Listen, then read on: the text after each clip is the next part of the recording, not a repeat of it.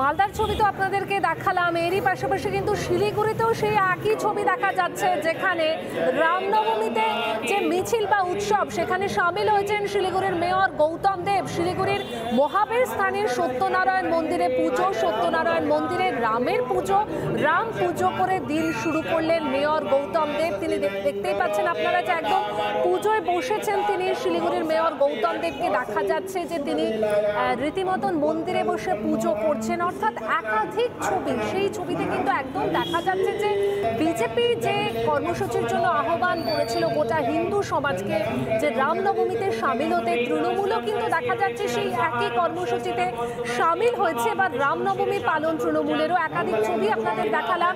এই মুহূর্তে শিলিগুড়ির ছবিটা আপনাদের সামনে রয়েছে, যেখানে সত্যনারায়ণ মন্দিরে রামের পুজো, রাম পুজো করে দিন শুরু মেয়র গৌতম দেবের। শিলিগুড়ির মহাবীর স্থানে সত্যনারায়ণ মন্দিরে পুজো দিলেন মেয়র গৌতম দেব।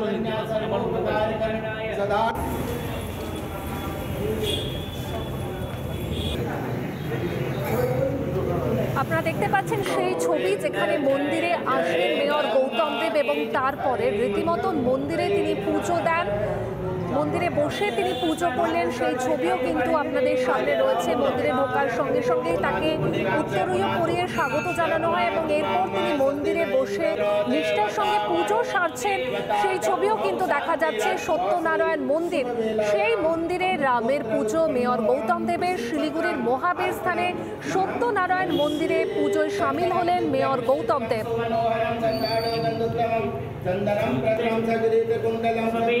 গোটা দেশ জুড়ে আজকে রামনবমী পালন হচ্ছে সাড়ম্বরে। এই মুহূর্তে তিনটে ছবি আপনাদেরকে দেখাবো, তিনটে ছবি আপনাদের সামনে রয়েছে, যেখানে রামনবমী পালন তৃণমূলেরও জেলায় জেলায় তৃণমূলের কর্মসূচি।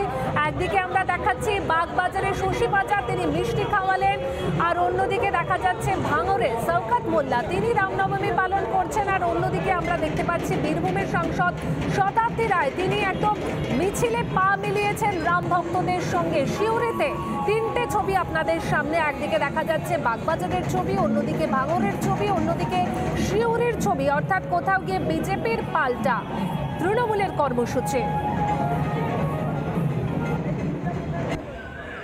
নানা ধরনের কন্টেন্ট দেখার জন্য লাইক করুন, শেয়ার করুন আমাদের ফেসবুক পেজ, সাবস্ক্রাইব করুন আমাদের ইউটিউব চ্যানেল। পাশাপাশি অন্যান্য ব্রেকিং নিউজের জন্য অবশ্যই চোখ রাখুন রিপাবলিক বাংলায়।